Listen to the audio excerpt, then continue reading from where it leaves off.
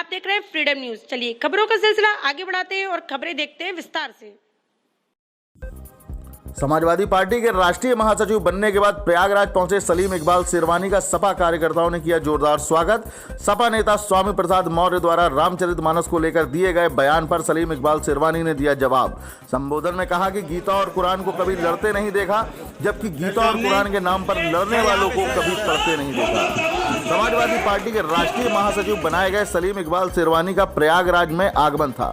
ऐसे में समाजवादी पार्टी के कार्यकर्ताओं द्वारा प्रयागराज के एक प्रतिष्ठित होटल में स्वागत सम्मान समारोह का आयोजन किया गया, जिसमें सपा नेता सलीम इकबाल शेरवानी ने कार्यकर्ताओं में जोश भरते हुए कहा कि सपा के राष्ट्रीय अध्यक्ष द्वारा दी गई जिम्मेदारी को कार्यकर्ताओं के साथ कंधे से कंधा मिलाकर जिम्मेदारी निभाई जाएगी।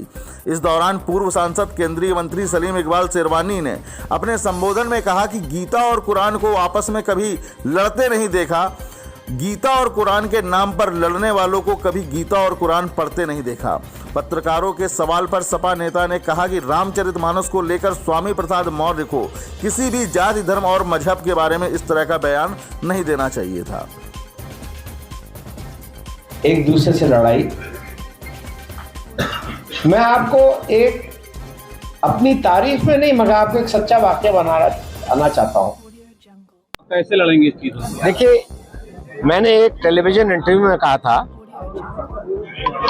कि अगर मैं मुसलमान हूं और मैं अपने देश में अपने को महफूज समझता हूं, अपने देश को सुरक्षित समझता हूं, एक सेकुलर मुल्क में रहता हूं, तो इसका पूरा क्रेडिट हिंदुओं को जाता है जो 80% है मेरे मुल्क में। वो मुझे महसूस कराते हैं कि मैं सेकुलर मुल्क में रहता हूं, वो मुझे सुरक्षित महसूस कराते हैं। उस माहौल को खराब करने की कोशिश की गई है पिछले 5-6-7 साल में।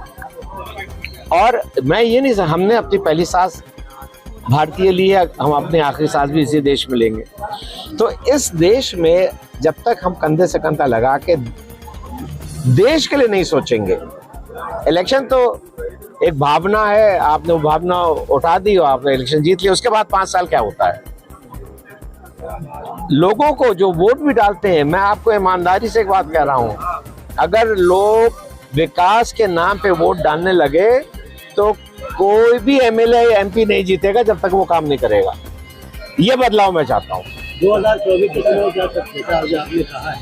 मैंने अपनी बात रखी है और मैंने ये कहा है कि मैं इस बात को राष्ट्रीय अध्यक्ष जी से भी कहूंगा और मैं ये समझता हूं कि ये जरूरी है कि वोट बटे नहीं, वोट इकट्ठा रहे और उसमें हमारी कामयाबी है। स्वामी प्रसाद मौर्य ने जो रामचरितमानस पर टिप्पणी की है उसको लेकर और विवाद बढ़ गए हैं, तो आप अपनी पार्टी के नेता समर्थन में भी आ गए हैं।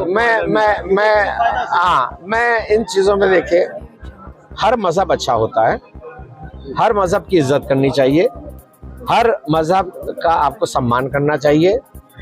आपका अपना अपना तरीका होता है कि आप किस तरह ऊपर वाले तक पहुंचना चाहते हैं।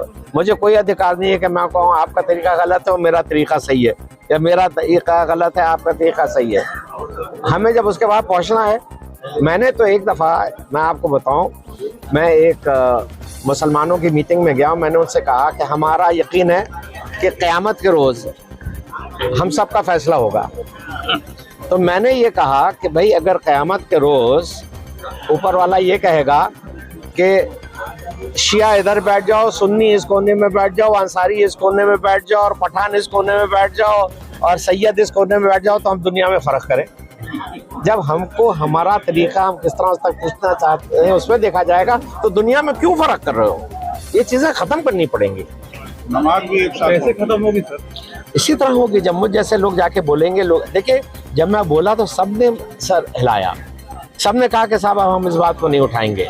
और मुझे इसलिए यकीन है कि ये ख़त्म होगा क्योंकि मेरा जब भी चुनाव हुआ बदायूं में, हर दफ़ा कुछ लोगों ने ये कोशिश की, ये तो पठान है, अंसारियों से नफरत करते हैं, ये तो पठान है, फलां से करते हैं, मगर कभी मेरे इलेक्शन में फ़र्क नहीं पड़ा क्योंकि लोग समझ गए थे मुझे कि मैं फ़र्क नहीं करूँगा। तो उसी से ये माहौल बदलेगा।